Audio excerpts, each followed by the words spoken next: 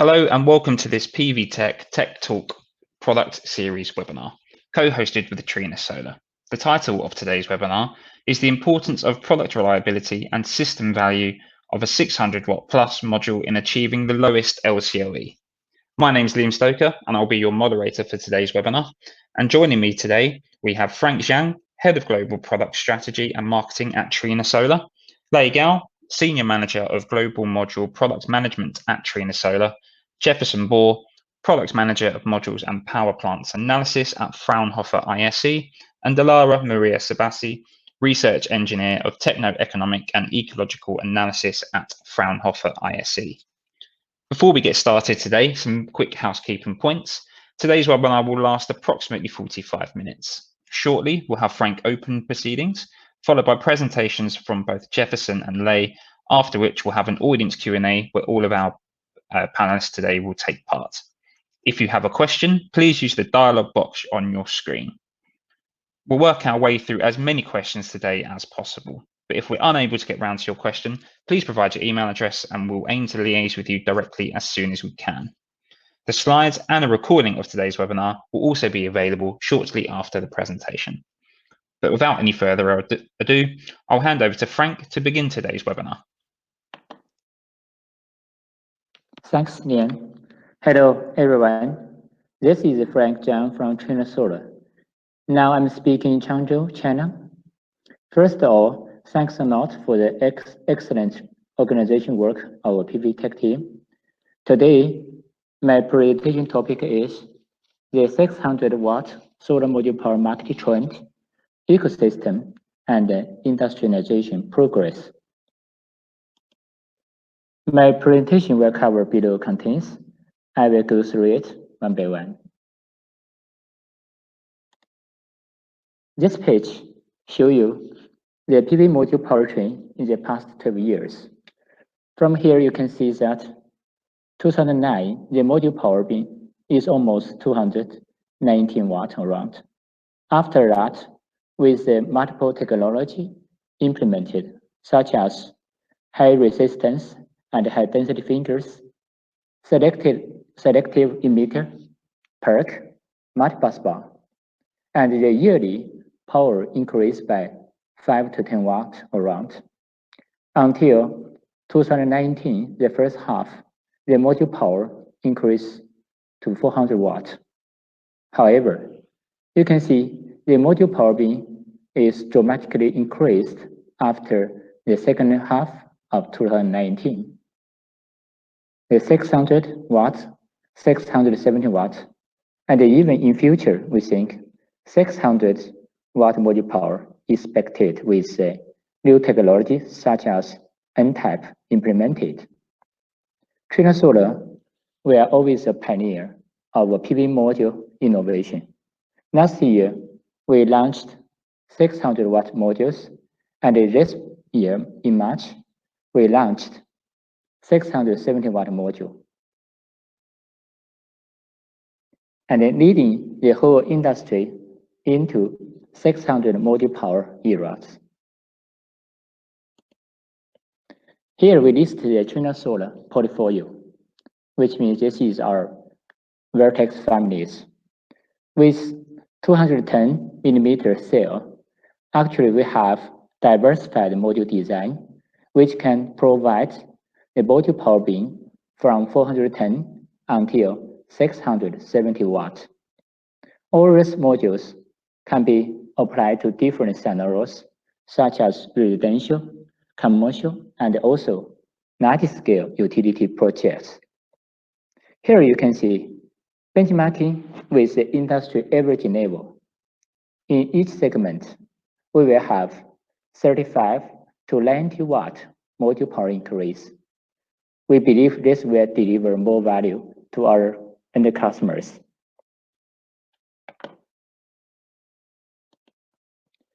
To speed up the progress of 600 watt industrialization, Trina Solar, together with our partners, we set up this PV Open Innovation Eco-Alliance.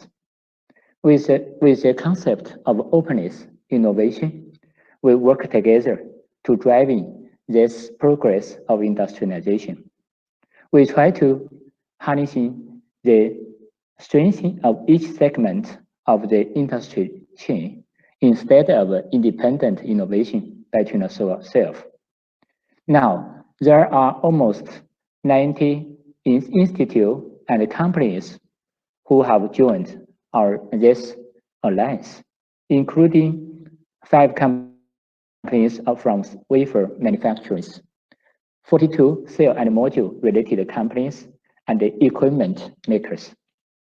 Also, the system side, there are almost 36 companies and institutes, including inverter companies, tracker companies, and the combined box EPC companies. And also we have the third party, such as TUV, UL, join this alliance.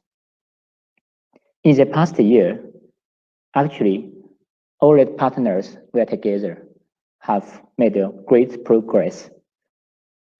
We have broken through a lot of bottleneck of the industry chain.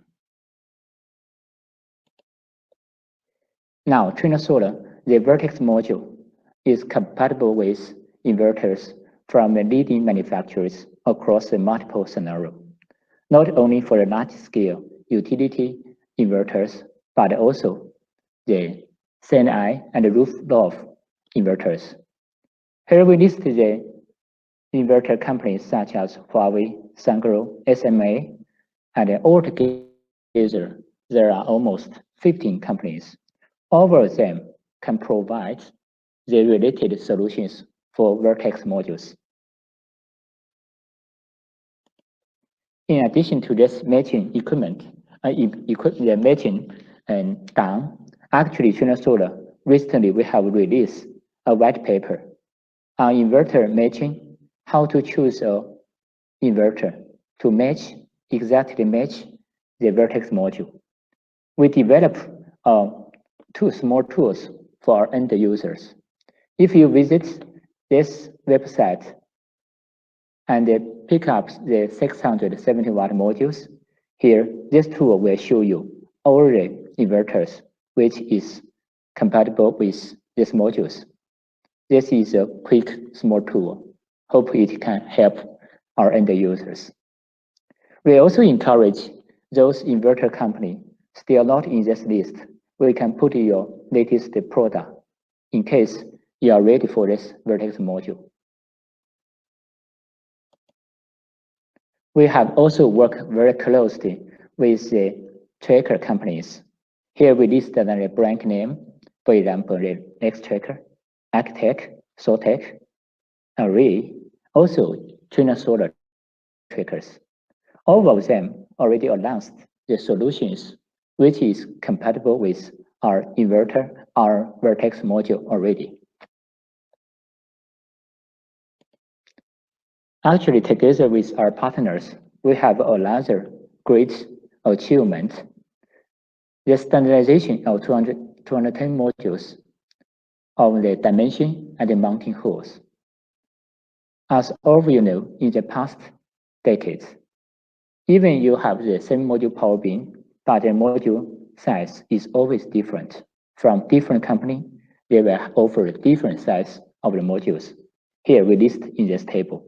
For example, the 400, 450, totally different. But this time, with the cooperation with our partners, for the 210 modules, at the same module power bin, we will have exactly the same module size and the mounting hole. This unified module size and the mounting holes will benefit a lot for our end users. For example, you will have easy to track design and selection, installation, and also is very feasible for you get a supply of modules. Even after the plant build up, if you do some automation cleaning, and in case there is some trouble modules need to be replaced, it is also easy for you. Actually, for the upstream, the unified size can also reduce a lot of inventory. For example, the glass, the frame, also back sheet. which will improve a lot of the product efficiency, greatly reduce the related cost. That's why we think this is a milestone, and which will help the whole industry improve faster. Here is exactly the module size example. For example, for the 600-watt modules, for both backsheet module and the double glass module, you will have exactly the same module length, module width, also the same long side mounting hole and short side mounting hole. In this year, June time, SNEC, the exhibition, there are almost 21 companies which have exhibited 210 modules, and the overall module power can reach up 600 to 700 watt. And we cannot see any 166 and 1508 module power anymore. So how is the customer recognition of such kind of modules? Here we just have the company list. In the first half of this year, Chinese, the big player, such as which is in the list, their total accumulative bidding volume is 24 gigawatt, and the high power module powers account for 83%, which means the customer already recognized the value of the 600 watt module power and started to utilize it. So how about the global status? From here, we list the global-wise the order signed. Until now, Trina Solar, we have signed 18 gigawatt orders of Vertex modules. All this project is the worldwide, for example, the Spain, the China, Japan, North America, Brazil, Vietnam, and Singapore. This means that global-wise, all the customers start to adapt such kind of extreme high module power already. Here we also list the latest published PV InfoLink information. This is the focus for the near future, the capacity from cell and module. Left side, you can see 2022, by end of this next year, the 210 capacity expansion of cell is almost 306 gigawatt, and the corresponding module power, module capacity is almost 234 gigawatt. High module power beam will take more than 70% share of the overall global production capacity, and the pace of growth is likely to exceed our forecast. So here I also want to recommend our end users. Since this trend is clear, we hope in near future, if you design your plant, please consider such kind of module power trend. We truly believe this will benefit you a lot and get a lot of cost saving of BOS. So Trina Solar, as the pioneer of 210 modules, how is our plan in near future? So we will build up our industry, the manufacturing sites worldwide. By end of this year, the module capacity will reach up 50 gigawatt, and the cell capacity is 35. Our target is very clear. We want to get the sufficient 210 module capacity for fulfill the global customer. We hope our customer can enjoy the benefits from this Vertex modules as soon as possible. So finally, I want to do a brief summarize. First one, the 210 Vertex module ecosystem has been established with compatibility with inverter, tracker, and other BOS components.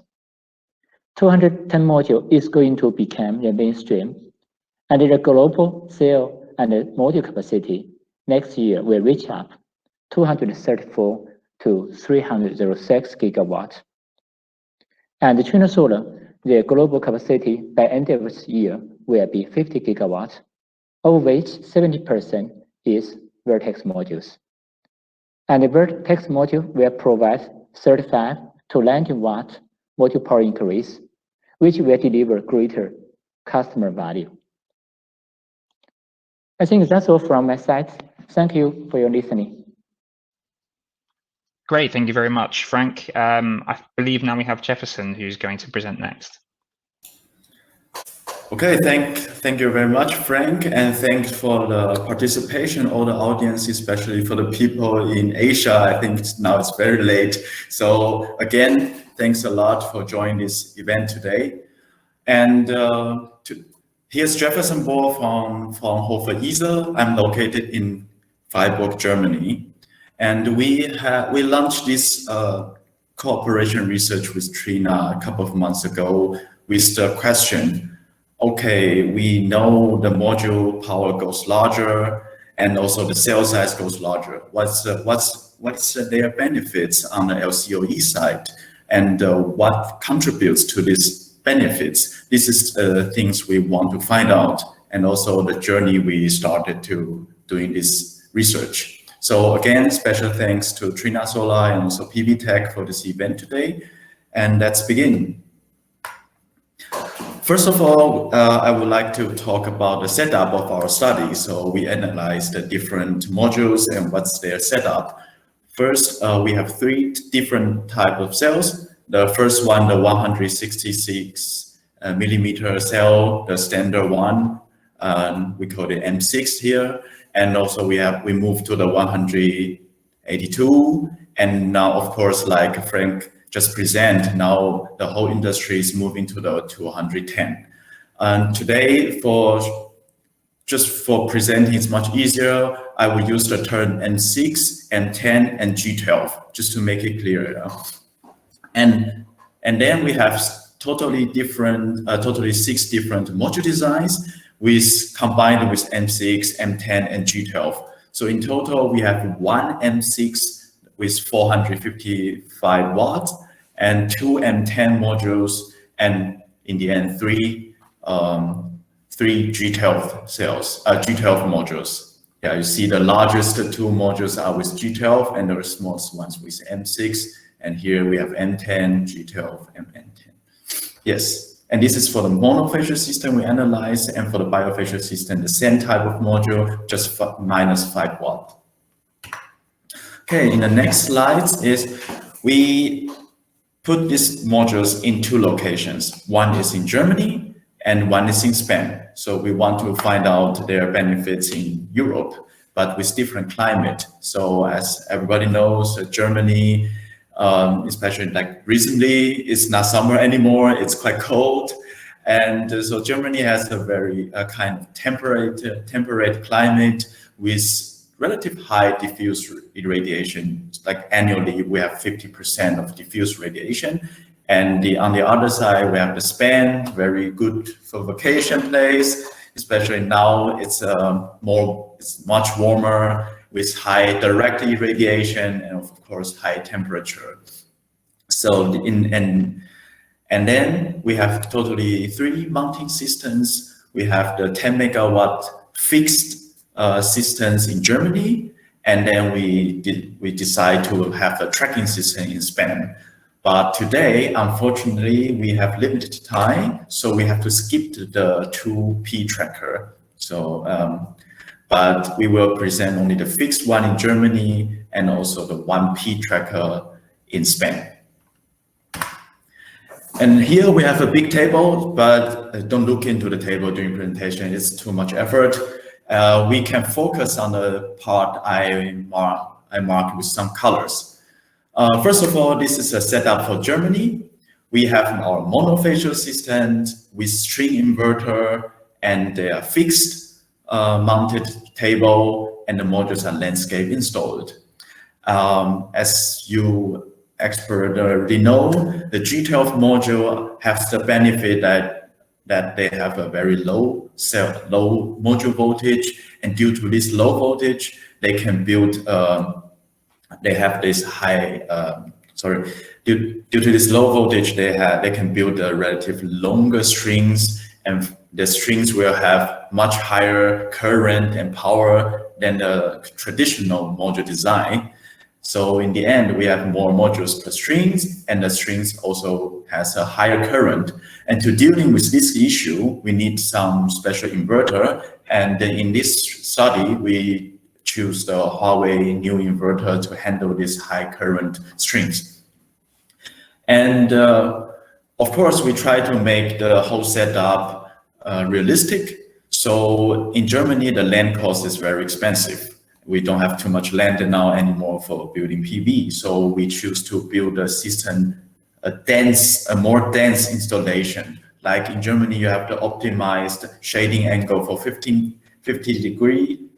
But here we choose 35 degrees, so the system is more dense. Yeah, and the other factors like the GCR, DC-AC ratio, inverter numbers, we try to keep the other components same for all the system to make a fair judgment between different module designs. Yeah. And again, the same table, big table again for span, and here. Instead of the monofacial one, we use bifacial modules, and we use central inverter with the single axis tracking system with 1P design, and the module is portrait installed on the tracker. And again, of the same effect of G12 module is we have much more modules per string, and also the string power is much higher. But tracker is it's different here from the table. The table, you can extend the length, but the tracker, we have a quite fixed maximum length. So we have to put different string numbers on the tracker. Here you can see for our M6 module and for the M10, the two M10, we have 4 strings per tracker. But for the G12 modules, we have only 3 strings on tracker. And again, same, we try to keep most of the other designs similar between systems. And before we go into the LCOE, we have to check the yield and the PR of systems. And but not surprised, the cell have all quite similar efficiency and technology base. So we get a quite similar yield and PR among all the systems. You can see the curves moves, but they all vary in a very small range. So this really tells us, okay, if before you you want to analyzing a system, you have to go into the detail of the cost. Otherwise, it doesn't make too much sense to just compare the yield or PR. You see 2 very tiny differences. So we're gonna to dive into the LCOE in the next chapter and see what's going on there. And just before we move, just a mention, we see a little worse performance of the M6 modules here. It's not because of the cell size, it's actually because of the cell technology. The data we got shows it's a little worse efficiency depending on the light irradiation. Yeah? But this, again, the difference is very small. As next one, we have to talk about the LCOE. And this is the formula we use in our LCOE. Of course, we're not going to talk about the whole formula today. Just to illustrate, in this formula, we see different components. And most of them, the red one, they are the same for all the systems at each location. So this is not our interest in this study. We are interested in the difference. And you see, we have three components with the green color. They vary depending on the system. We have the CapEx, we have the OpEx, and we have the yield. And as we just said, the yield, they are quite the same. And the OpEx, it's related to the CapEx in our assumption. So in the end, in this study, the capex is definitely the dominating parameter for our LCOE. This is also what we're going to show. Here, the first result of our system in Germany. In this big bar chart, we illustrate different components and their contribution to the capex. Here, the most important thing is to focus on the part with on numbers. Yeah, and here our setup is the module price per watt peak and the inverter price per watt AC are assumed the same for all systems. This is why we see here the blue one is a module price, but we don't show the number. And also the bone white one is the inverter. We also don't show the numbers. We keep them quite the same for the systems. And we are only interested in the difference. The major difference happened at 4 places. The first one is the module transport, and the second one is the mounting structure, the table or tracker here, and also the electrical system like cabling, combiner box, and installation of modules, blah, blah. And then the last one of the difference is the civil works. The civil works like the monitoring system, or you build the road, the trenches, etc. And again, some other things like miscellaneous costs and other software BOS costs, we also keep this the same, or they are the same according to the simulation. So as next, we want to find out why these major differences at these 4 components, what happened there? Why is one better than the others? This is the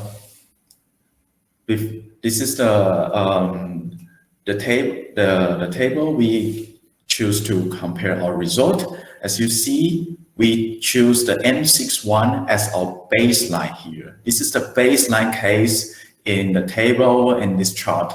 We always use this as a baseline to compare the capex or the cost reduction of the different systems. Here we mark the G12 systems with this orange box.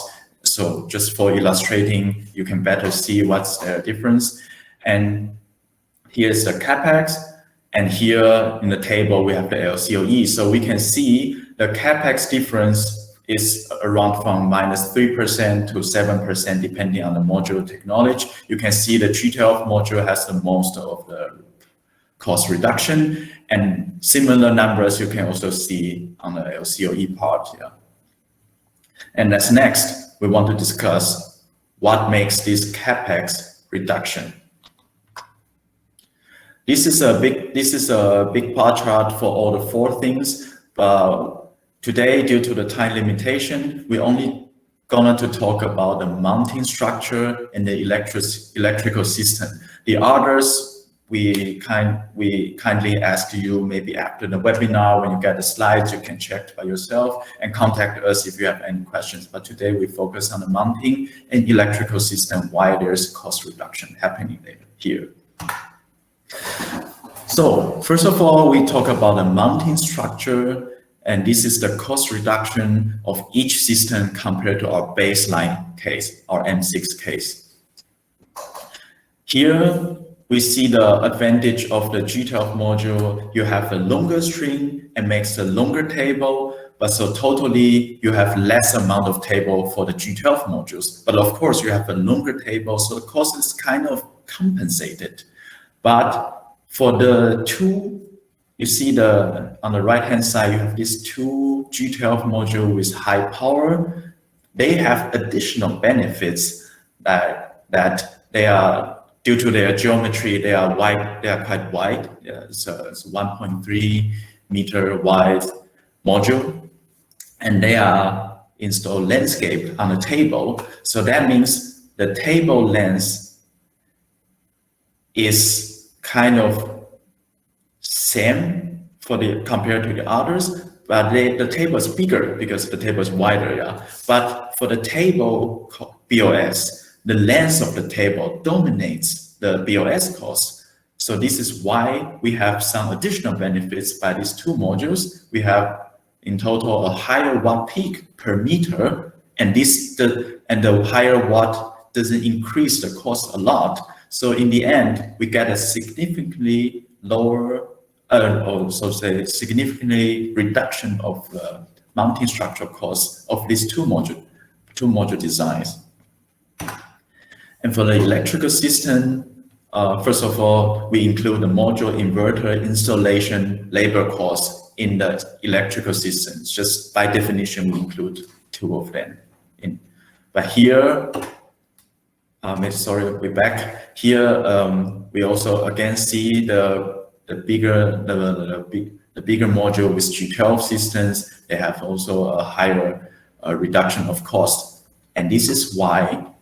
If we take a look at the DC cabling and the AC cabling, say on top is the DC cable, above beneath is the AC cable. The G12 modules, they have a strong reduction of DC cable use because you have less strings. The strings is longer, so in total you have much less strings, and this saves a lot of cable. And on the DC side, this is on the DC side for the string inverter. But on the AC side, you can see the G12 module, they don't necessarily have some benefits. The two M10 modules, they also save a lot of AC cables, even more than the last two ones. The last two ones, they have less AC cabling saving. Is because as I said, the table is bigger, so the pitch is also longer. When the pitch goes longer, you have longer AC for string inverter design. So this is just by nature, you decide by this. But in total, if you combine the saving for DC and AC cabling all together, we got a result here. The G12 module still have quite a lot of benefits on the electrical system of cost reduction. And to summarize, first of all, the G12 module, they have the modules with higher power. We all know the higher power module, you have a lower installation cost per watt peak, and the G12 module, they have some additional benefits. Is the lower cable cost. So combining these two effects together, so the module is higher, with bigger power, you have the lower installation, and G12, you have the lower cable cost. Combine these two effects together, we see a very low cost for the electrical system when you use the G12 module plus big power. And next one, a same charts, same structure, but for span system. Here we have our 1 row, 1P tracking in span. And again, here we keep the module and inverter cost the same for all. And the major difference happened at these 4 places, as we discussed before. And this is the result we get. Maybe some of you already see we have different result here. But let's talk about that later. And here we have the capex reduction varied from also around 3% to 5.5% of the from the M10 to the G12 modules. And again, we have this bar chart, but we only talk about the tracker and the electrical system cost reduction today. For the tracker, something different from the fixed system in Germany happened here is, you see there's one M10, the middle one, the M10 585 one. It also have a very good cost reduction of the mounting structure. And also for all five different modules, they are in the same range of reduction. Here we don't have this significant reduction of the last 2 modules. And here is the reason. So first of all, for tracker, as I said, the tracker length is quite fixed. So in the end, the G12 module or the M10 modules, they end up with similar tracker numbers, and the tracker numbers is the dominating cost factor in the BOS. So if you have the similar tracker numbers, you get a similar cost reduction. And here, the impact of the module design, I mean the geometry design, like the Ys and the lens, may become more important than M10 or G12. So here, this M10 585 ones, it has a quite optimized module geometry for the tracker system here. So this is why it shows a quite good cost reduction. And this one, the G12 600 one, compared to the G12 661, they have almost the same width, but just different lengths. So if you install portrait on a tracker, you have kind of the same cost for the tracker because the tracker is the same long, but you have less power on the tracker. So in the end, you have less cost reduction. This is very interesting in our study. So even we see the M10 585 performed better in this place as the G12 600. And the story for the cabling is then the same for all the systems, but here we have our central inverter instead of string inverter. So the cost is dominated by the DC cabling saving. And then for the DC part, where we talked before, the G12 modules have in total less strings, and less strings means less DC cabling. So this is the consequence we see here. The G12 module, they have more cost reduction of the electrical system. So we are almost done with our presentation today. Before we move to the last slides, we take a look at the LCOE. In total, here on the left-hand side, we have our Germany fixed system. We assume the WACC of 6% and the lifetime 25 years. So this is the result and the ranking we get. Here you can see all these three G12 modules. They are the top three. Yeah. They indeed perform better than the M10 and of course better than our base case. And on the right-hand side, we have our 1P tracker system in Spain. We assume a longer lifetime, 30 years, with a little higher WACC of 7.4%. And again, the three G12 modules shows the best LCOE. And if you pay attention, you maybe notice the second and the third position, they switch at Germany and Spain. For that, we will move to the conclusion and talk about that. So this is the conclusion, and we want everybody have some takeaways for today. So we learned for the system with similar yield and performance ratio, we learned that first of all, the G12 systems show the best LCOE at Germany and Spain, no matter at which locations. And then compared to the M6 modules, the M10 and the G12 modules have lower BOS because they have a higher power output. The higher power output, give us some benefits like you have less installation cost per watt peak, and also when the module power goes higher, we have some benefits already. But compared to the M10, the G12 module have some additional benefits. The additional benefits we just learned, we have the less cabling, the combiner box, and the NC4. All these we see some benefits in the BOS cost generated by the G12 modules, and this is because the module has lower voltage, and lower voltage means less strings are necessary for the system, and this gives us all these benefits. And in the end, why we see this switch between Germany and Spain, why they have this switch of these two G12 systems, it's the module geometry design, the lens, the Ys can also have some impact on the LCOE. This is what you have to take care of in your system design. The module, if it's wider or if it's landscape or portrait installed on a fixed table or tracker, all this interconnection together gives different result at different locations and different systems. So this is our presentation today. Thank you for your attention and looking forward to any questions or feedbacks. And thanks again for this event. Thank you, Jefferson, for sharing your valuable study. And thanks for the PV Tech team. My name is Gao Lei and come from Trina Solar, product manager of module product.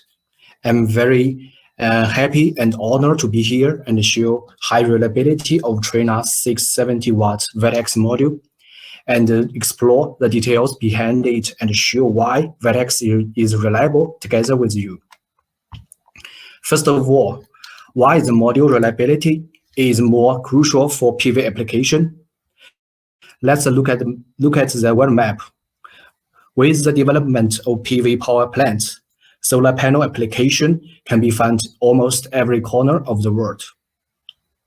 Among which, aside from moderate climate areas, which is shown on the map in green, there are a lot of harsh climate areas, such as blue part, low temperature, heavy snow, and the yellow part on the map, hill, prone regions, and the red part with the hurricane areas.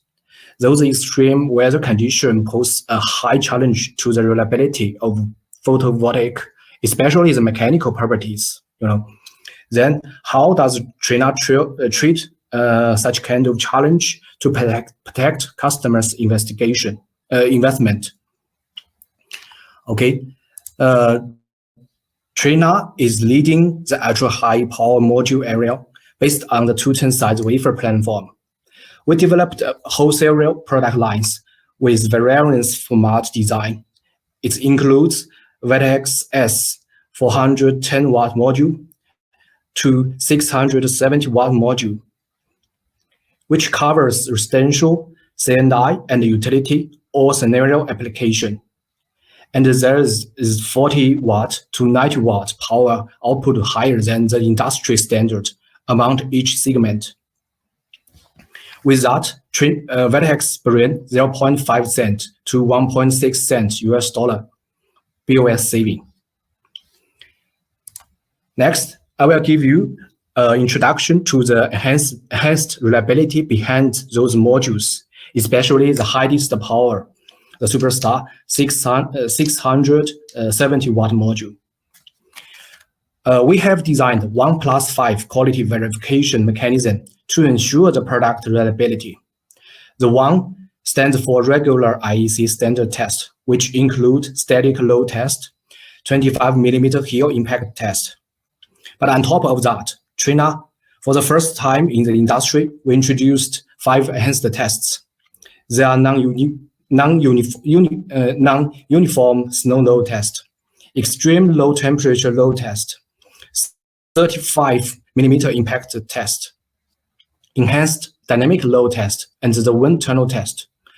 All tests are implemented on standard BOM product, conducted by an independent third party, which is crucial to reflect the reliability of a product.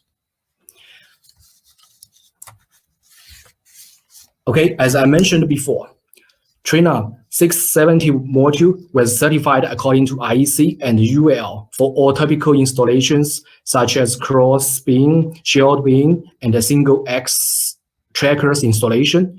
So the module can compatible with all the mechanical structure you are going to design in. In terms of module design, we use a non-destructive cutting, we call it NDC in short, technology to cut the cells, and we optimize the frame profile design. On the upper right side is the advantage of NDC cutting. You can we can see that the surface of NDC cutting cell is more smoother than the traditional cutting method. which greatly improve the load bearing capacity of the cell. Hence, the reliability is better when the deformation occurs after being encapsulated into modules. The lower right side is a cross-section of the frame profile. So comparison, we can easily tell that the thickness of the frame is thicker for 670 vertex module. At the same time, expanded size of frame cavity effectively strengthens the load performance of the module. Non-destructive cutting technology plus high-strength frame design ensure that 670 module can pass standard test and achieve extraordinary performance in the following enhanced test. The first enhanced test I would like to introduce is non-uniform snow load test. In the heavy snow area, uneven pressure will be applied on the module due to the difference of the snow depth, especially the surface under tilt installation conditions. The non-uniform snow load test especially evaluates the ability of a module to withstand such kind of uneven pressure, and it more effectively circumvent risks in areas with heavy snowfall causing the module failure. According to the third-party CTC test, Trina Solar 670 vertex module is able to withstand an uniform snow pressure up to 7,000 Pascal, which is equivalent to 2.8 meters snow. And the power degradation of the module was only 0.56% after the test. The second one is the static load under extreme low temperature, -40°C. Working in a low temperature environment is one of the situations that module may endure that can cause poor mechanical performance and sometimes damage. We conducted to the static load test in a -40°C, and the Vertex 671 module passed the test. And we also tested the performance of the module after suffering this -40°. The post-EL imaging test shows there's no cell breakage, no micro crack, and the result is quite convincing. The degradation is within the criteria which can prove that the module can work in the extreme low temperature safely. Okay, then I will introduce the enhanced heel test. In IEC standard, 25 mm dimension heel size is used to verify module heel resistance. But in areas with high heel incidence, such as North America, requirements for the heel will be stricter. The 671 module was tested in a third-party laboratory with a larger heel size of 35 mm heel. Both the single and double glass product had passed 35 mm heel impact test, and we also verified the performance. After the impact, the module appearance was good, the GL was good, the module degradation was less than 1%. It proves that the 670 module can withstand 35 mm heel impact. In addition, Trina also have a solution for even larger size heel requirement, such as 45 mm. You can reach out to us if you have such kind of strict requirement. Okay, this slide shows the enhancement test of the dynamic load. When solar module is mounted outdoor, the module will suffer stress on its upper and back side, which is a long-term dynamic process. The frame, cell, and etc. Subjected to a fatigue stress. This process it can be simulated by a dynamic load test. So we perform such kind of test.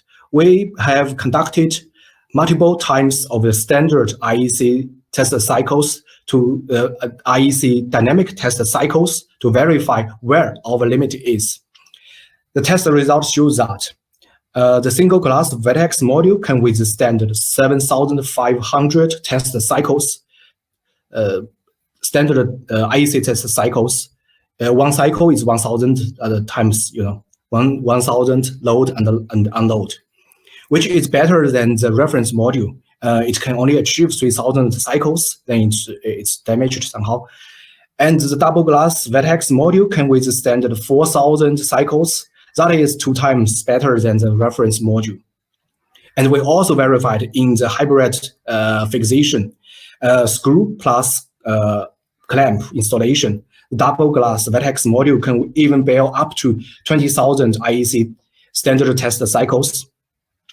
That is outstanding fatigue resistance performance. Ensure vertex module power generation over a long period of 25 years to 30 years in the wind.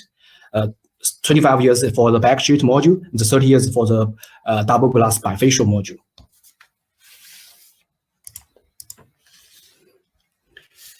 Intends to better simulate the actual situation on the project site. Trina designed wind tunnel test, which is an important evaluation of the module robustness in the high wind areas. Rely on wind tunnel laboratory of a university in China. We conducted a wind tunnel comparison test between 670 watts vertex module and a reference 182 module.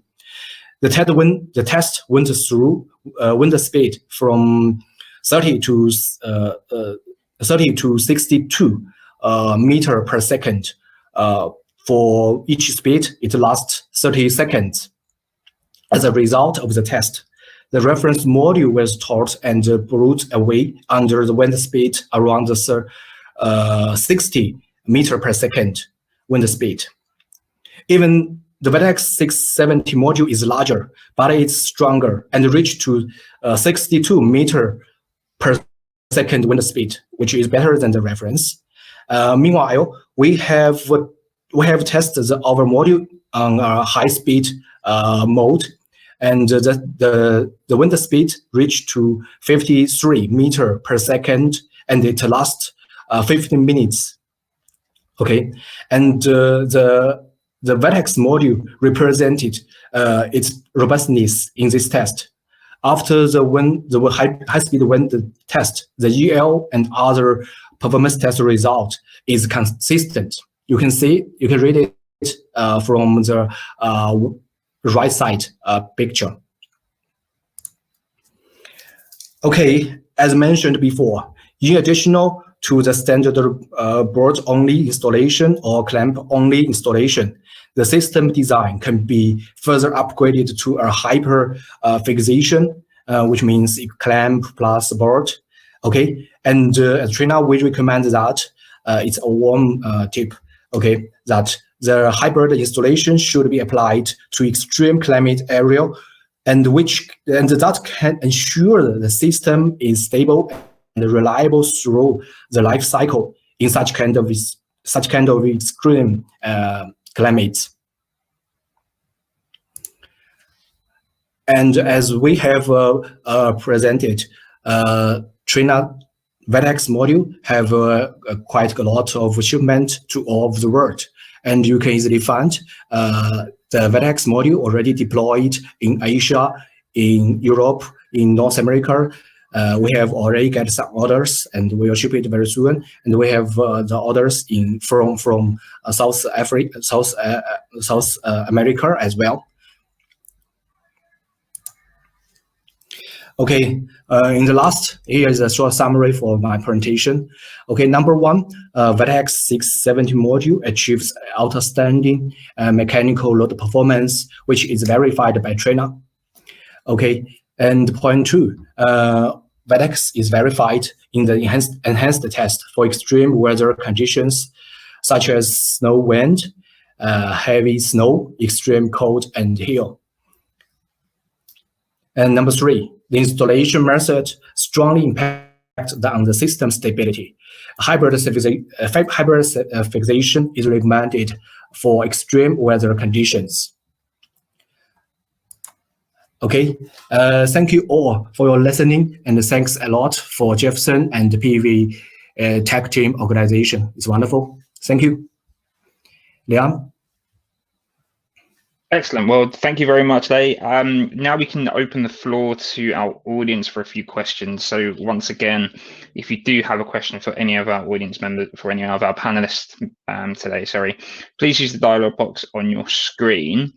We've obviously had dozens of questions so far today, so I'm going to try to get through as many as I can quite quickly. Maybe Jefferson, if you could perhaps answer this one.